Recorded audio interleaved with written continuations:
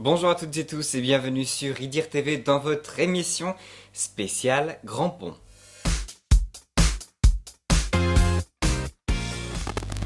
Au sommaire aujourd'hui, on parle de l'histoire du Grand Pont de 1844 à 2022, des solutions pour toutes les mobilités et nous aurons un entretien avec un référent mobilité Philippe Cassap dans notre catégorie Voyager demain.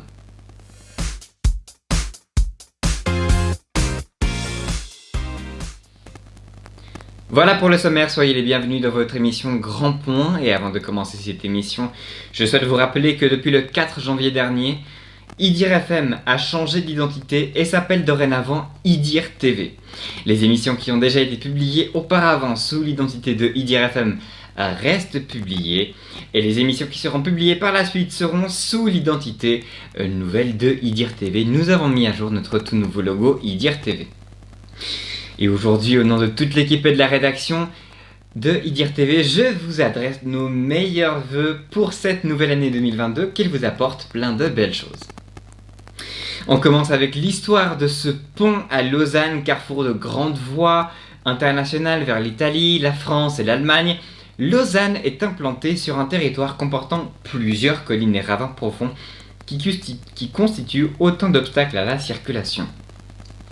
Pour le pont, Adrien Pichard élabore de nombreux projets pour des emplacements différents, avec un nombre variable d'arches en arc en plein cintre ou en arc brisé, disposés sur un ou deux niveaux, pour un pont au tracé courbe, un pont en pente et même un pont suspendu à des câbles en fil de fer.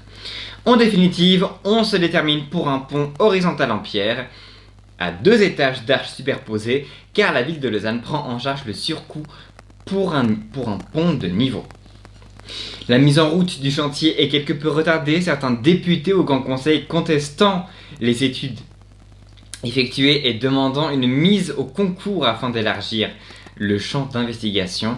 Les travaux débutent en 1839. Alain Pichard suit les premières années du chantier commencé en 1839, mais malade meurt en plein travail le 25 juillet 1841 à Lausanne.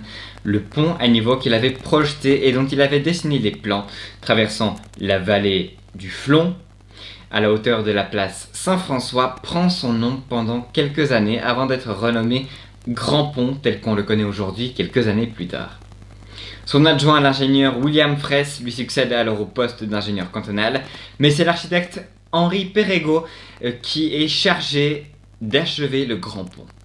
Le 6 octobre 1844, l'inauguration a lieu sans cérémonie particulière car on craint une surcharge des arches, toutes nouvelles par des mouvements de foule.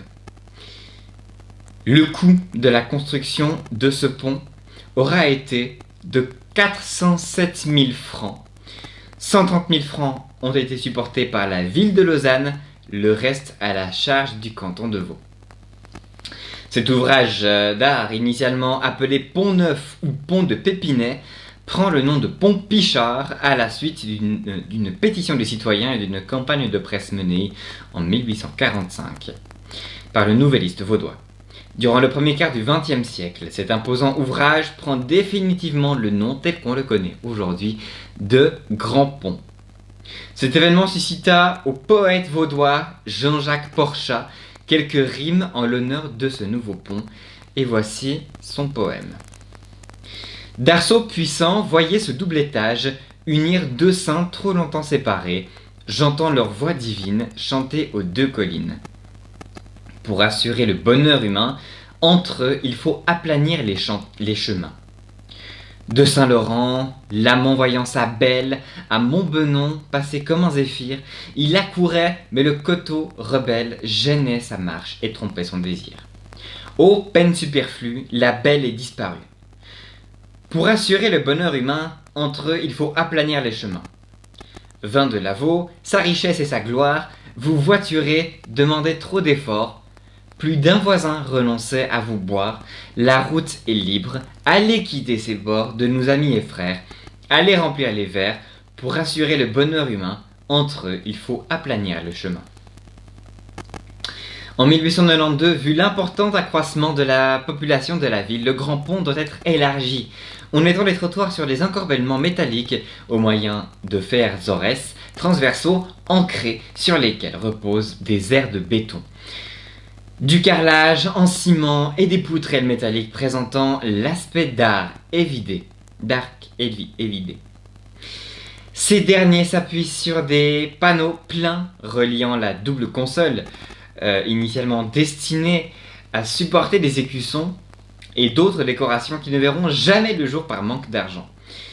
Ils ont été dessinés par les architectes Benzesenet et Girardet et réalisés par l'entreprise Louis Fatio. La largeur du pont passe de 10 à 12,80 m. Les garde-corps d'origine, après quelques années passées au Pré-Panchaud, sont placés vers 1900 au sud de la place du tunnel, scellés sur le couronnement du mur de contention qui domine la rue des Deux Marchés et en partie aussi à la placette André Bonnard, derrière le bâtiment du Grand Conseil. Le premier tramway franchit le Grand Pont le 1er septembre 1896. Les voies du tramway, datant de 1904, doivent être changées et la ville en profite pour élargir à nouveau le pont. L'élargissement de 7 mètres initialement prévu rencontre des problèmes liés notamment au retard rencontré lors des expropriations.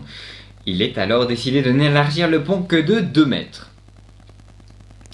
En 1960, une passerelle est construite et ouverte au public le 2 août 1960 pour faciliter la circulation piétonne. Elle relie alors le Grand Pont à l'immeuble qui abrite le parking Saint-François et les immeubles et les ascenseurs, pour descendre à la station du métro Lausanne-Ouchy du côté de l'esplanade de Montbenon.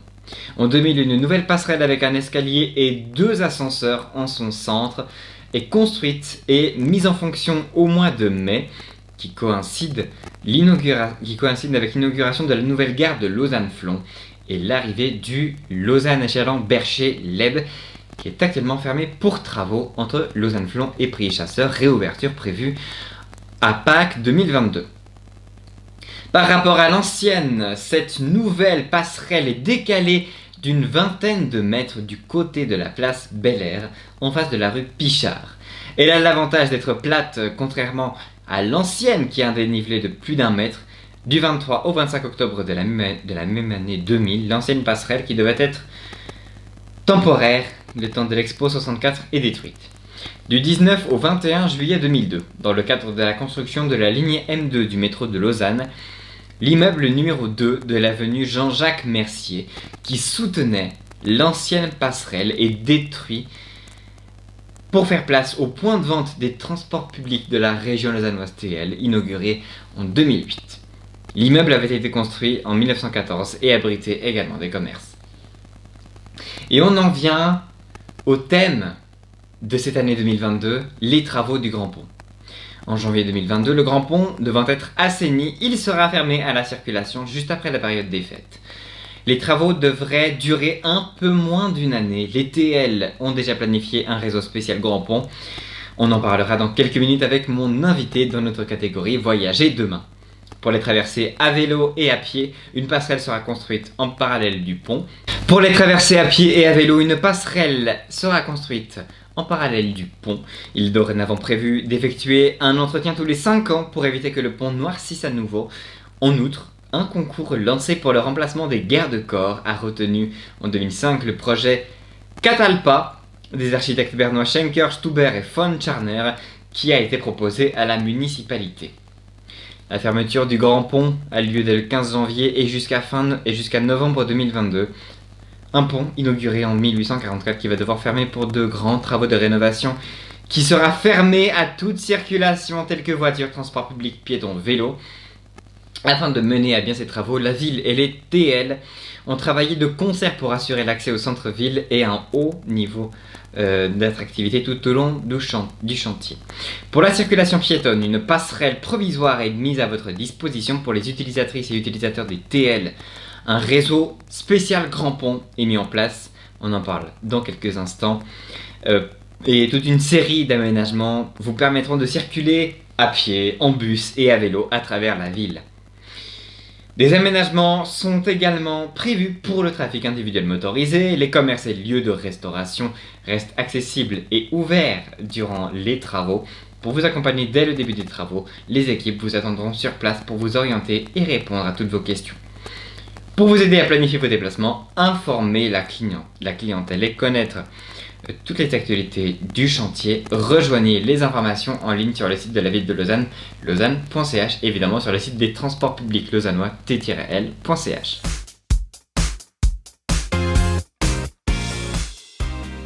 Pour les piétons, vous trouverez des itinéraires alternatifs adaptés et passerelles de substitution entre Saint-François à proximité des portes Saint-François jusqu'à la rue du Grand Pont 4.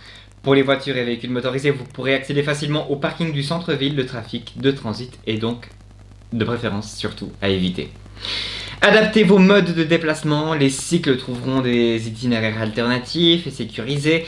Et pour les utilisatrices et utilisateurs des transports publics, les TL ont mis en œuvre un réseau spécial Grand Pont avec 12 lignes au parcours modifié et 5 lignes supprimées au profit de 5 numéros de lignes temporaires.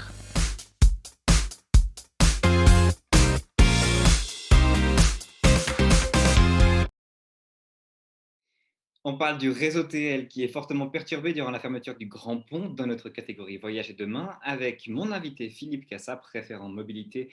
Bonjour Philippe et merci d'avoir accepté notre invitation. Merci de m'avoir invité. Quel impact les usagers des TL vont rencontrer durant cette longue fermeture du Grand Pont? Alors, surtout, Grand Pont, c'est un point qui relie Bel-Air à Saint-François. 12 lignes des réseaux hôtels seront modifiées. Il s'agit des lignes 1, 2, 4, 6, 7, 8, 9, 16, 17, 21, 22 et 60. La ligne 1 deviendra la ligne 8 en 5 sur la partie sud de Maladière à Saint-François, où la ligne va faire son terminus et demi-tour à Saint-François, puis revenir en direction de Maladière. Au nord, elle devient la ligne 88 qui ira de Bel-Air à Lausanne-Blécherette. Vous pouvez aussi, on peut dire, rejoindre les arrêts Saint-François et Bel-Air ou vice-versa par une passerelle piétonne qui est installée juste à côté de Grand Pont. Parlons de la ligne 2, elle sera coupée en deux. Au sud, elle sera remplacée par la ligne 8 en 6 de Maladière-Lac à Saint-François, où la ligne va faire son terminus et demi-tour, puis à nouveau rejoindre Maladière-Lac. Au nord, elle sera remplacée par la ligne 8 en 7 qui ira de Désert à Tunnel, son nouveau terminus et nouveau point d'échange, en passant par la Riponne.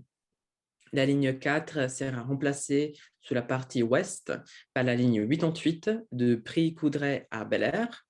Et à Saint-François, vous pouvez ensuite prendre la ligne 8 qui ira jusqu'à Puy-Gare au lieu de Pot-des-Verrières qui est son terminus actuel. Une passerelle piéton est prévue pour vous permettre de passer de Bel-Air à Saint-François et pour gérer vos connexions. La ligne 6 garde sa forme et son numéro actuel connu par nos clients, mais elle sera déviée au centre-ville. Elle passera par les arrêts de Riponne qui ont une connexion avec le M2. Et puis, avec le M2, vous pourrez rejoindre le centre-ville de Flon et de Lausanne-Gare.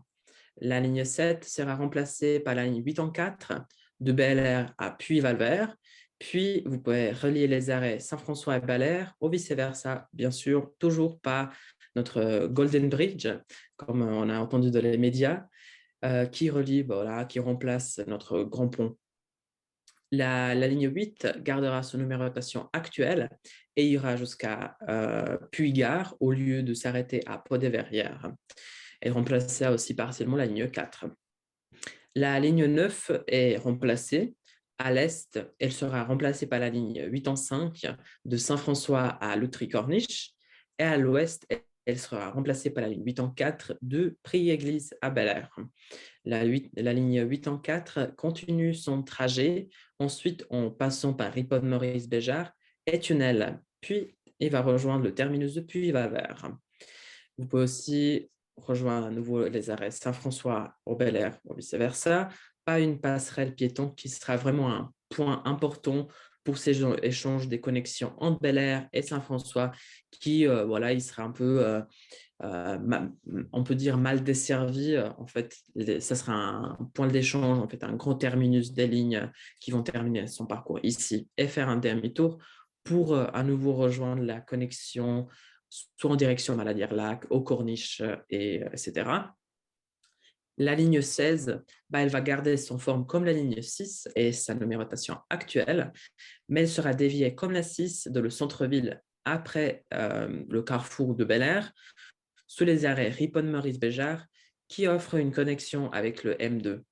La ligne 17 de Villers-Sainte-Croix, Croix-Péage, garde son numéro de la ligne. Elle sera stoppée à Chaudron, comme la ligne 19.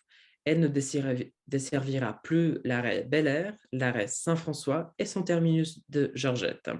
La ligne va faire un demi-tour à l'arrêt Chaudron et effectuera un terminus comme la ligne 19. La ligne 21 garde sa numérotation et son trajet actuel jusqu'à Lausanne-Gare. Ensuite, elle voit son parcours prolongé jusqu'à Pot-des-Verrières. Du coup, la ligne 21 fera un trajet de Blécherette jusqu'à Pot-des-Verrières. Aussi, on va envisager une nouvelle ligne, ligne 20. Sa mise en service est prévue en printemps de 2022. Du coup, en fait, cette ligne va remplacer la ligne actuelle, la ligne 21. Du coup, on va passer aussi sur la ligne 22. À compter déjà de 8 novembre, si je ne me trompe pas, de 2021, en raison des plusieurs manifestations en centre-ville de Flon, la ligne est déviée et effectue son terminus à Ripon-Maurice-Béjart, c'est-à-dire la ligne circule entre Clochat et Motte, puis elle est déviée et effectue son terminus à l'arrêt Ripon-Maurice-Béjart. La ligne 60 a vu le même changement comme la ligne 22 le 8 novembre dernier, et son terminus est remplacé, en fait, elle est déplacée à Ripon-Maurice-Béjart. La ligne circule entre Fraudeville et Bellevaux, puis déviée et effectue son terminus à Ripon-Maurice-Béjart. Les plans de toutes nos lignes et les détails vous permettent de planifier vos trajets sont déjà disponibles sur le site internet d'Etel, t-l.ch/demain. Pourquoi est-ce que le réseau TL est fortement perturbé durant cette période et est-ce qu'on aurait pu faire mieux? Tout à fait. On a collaboré avec la ville de Lausanne. C'était un travail qu'on a commencé au début de l'année dernière, malgré Covid. Nous modifions en fait les tracés de ces lignes en essayant de respecter au maximum le temps de parcours et des habitudes de déplacement de notre usager. Évidemment, les lignes seront modifiées puisque le passage du Grand Pont est bloqué. Nous invitons nos chers clients et les habitants de l'agglomération lausannoise à se renseigner sur nos points de vente pour préparer leur voyage, surtout sur le site internet d'Etel. Les informations de trajet et des horaires sont déjà disponibles sur le canal d'Etel. Très bien, merci beaucoup Philippe Cassap d'avoir accepté notre invitation sur Edir TV. Nous nous réjouissons de prendre un réseau fortement perturbé entre Saint-François et Bel Air et nous nous réjouissons d'avoir un super beau pont en novembre 2022. Merci beaucoup Philippe Cassap.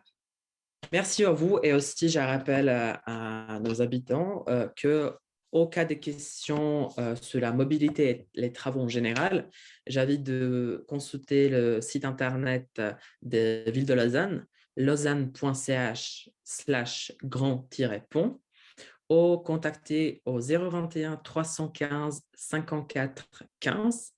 Tout ce qui est lié au transport public, c'est le site internet qui est déjà très bien connu, t-l.ch/demain ou t-l.ch/contact en cas de questions. Vous pouvez aussi contacter le service client au 021 621 01 11. Bon voyage sur nos lignes. Merci beaucoup Philippe, ça valait le coup de le rappeler. Très belle journée à vous. Belle journée. Je vous parlais tout à l'heure du LEB, le LEB qui est interrompu entre Lausanne-Flon et Prix-Chasseur en raison des travaux de finalisation du tunnel sous l'avenue des Chalands. Il est remplacé par des bus, la ligne c'est bus LEB. Cette ligne circule entre Lausanne-Gare au bas de l'avenue Ruchonnet et Prix-Chasseur jusqu'aux vacances de Pâques 2022. Pour rejoindre Lausanne-Gare, pour emprunter les bus LEB depuis Lausanne-Flon, vous prenez le métro M2 en direction de Ouchy Olympique et vous sortez à la station Lausanne-Gare. Et pour rejoindre le centre-ville de Lausanne, Lausanne-Flon, vous prenez le métro M2 depuis Lausanne-Gare et vous en direction des Croisettes et vous sortez à la station Lausanne-Flon. Toutes les informations liées à cette interruption partielle du LEB, vous les retrouvez sur le site internet t-l.ch/busleb et sur leb.ch.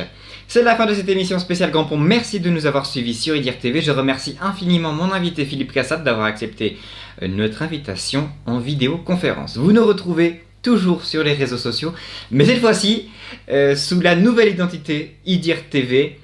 Sur Instagram, vous recherchez IDIR TV en un mot. Sur Facebook, IDIR TV. Et sur YouTube, IDIR TV. Et notre site internet, notre URL a quelque peu changé. Site au pluriel.google.com/view/IDIR-TV.